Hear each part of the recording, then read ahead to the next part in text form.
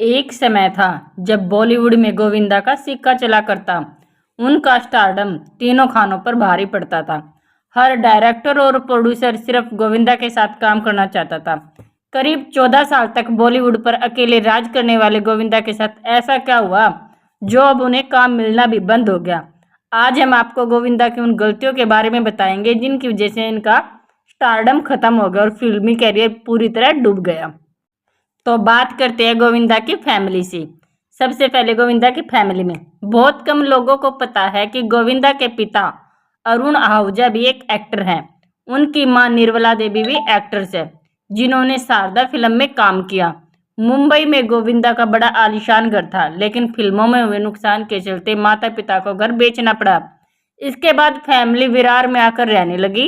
21 दिसंबर 1963 को उनके घर गोविंदा ने जन्म लिया, जिसका शुरुआती नाम गोविंद रखा गया। चलो अब आपको बताते हैं कि उनका नाम गोविंदा कैसे हुआ। नाम तो गोविंद रखा गया था। दरअसल एक पंडित ने उन्हें सलाह दी जब वो फिल्मी कैरियर में आजमा रहे थे, तो क्या आप अपने नाम में 9 अंक शामिल कर ले। तो उन्हें आ और लगा लिया, जैसे बन गया गोविंदा और अक्षर हो गए 9। अब करते हैं आगे बात। तो गोविंदा की माँ चाहती थी कि उनका बेटा बैंक में जॉब करे।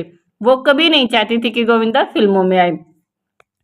हाँ, उनके पिता का पूरा सपोर्ट था, वो उन्हें चाहते थे कि फिल्मों में आए। अब माँ और पिता दोनों से परमिशन लेने के बाद फिल्मों में आने के लिए गोविंदा ने बड़े बड़े प्रोड्यूसर और डायरेक्टरों की नौकरी की और एक दूसरे के साथ खूब घुले मिले। उन्होंने अपने हाथों हाथ कभी फाइल उसको दी, कभी इसको दी, कभी उसको दी। इसी तरह एक दिन गोविंदा पर प्राणलाल वी मेहता और प्रहलाद निल्हानी दोनों से गोविंदा की 2 फिल्में मिली। 1986 में गोविंदा की 2 फिल्में लव और इल्जाम शुरू हुई। दोनों ही फिल्में सुपर हिट हुई। फिर क्या था, गोविंदा देखते ही देखते रातों रात स्टार बन गए। 22 की उम्र में गोविंदा के पास 70 फिल्में थी। उनमें से कुछ फिल्म तो उन्हें डेट की वजह से कैंसिल करनी पड़ी। गोविंदा के पास रोमांटिक, एक्शन, ड्रामा, कॉमेडी और पारिवारिक फिल्में थी। अब वो हर तरफ सुपरस्टार थे, हर कहीं गोविंदा का नाम बोल रहा था। अब आपको बताते हैं कि गोविंदा इतना अच्छा कैरियर होने के बाद भी ऐसी क्या गलती होगी कि उनका कैरियर डूबता ही चला गया। 14 साल तक बॉलीवुड पर राज करने के बाद गोविंदा ने कुछ गलतियां की जिसकी वजह से उनका फिल्मी कैरियर बर्बाद हो गया। अब ना के बराबर ही वो कभी कभार किसी फिल्म में दिखते हैं या किसी शो में जज करते हुए नजर आते हैं। तो सबसे पहले कारण है कि गोविंदा ने समय की कदर करनी छोड़ दी।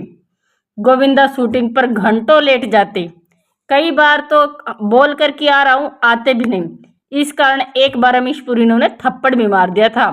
वो हमेशा सफलता के नशे में चूर रहने लगे। अगर सही शब्दों में कहा जाए तो उन्हें घमंड हो गया था। दूसरी गलती, अब वो अंधविश्वासी हो गए थे। वो कहते कभी सेट पर झूमर गिर जाएगा, कभी सबको हटने के लिए कहते, और तो और उन्होंने भविष्यवाणी तक करनी शुरू कर दी। वह कहते थे कि कादर खान का कैरियर डूब जाएगा, कभी कहते कि इन कपड़े को बदलवा दो, कभी किसी और चीजों को हटाने की डिमांड करते। इस तरह से भी उनका कैरियर डूबा।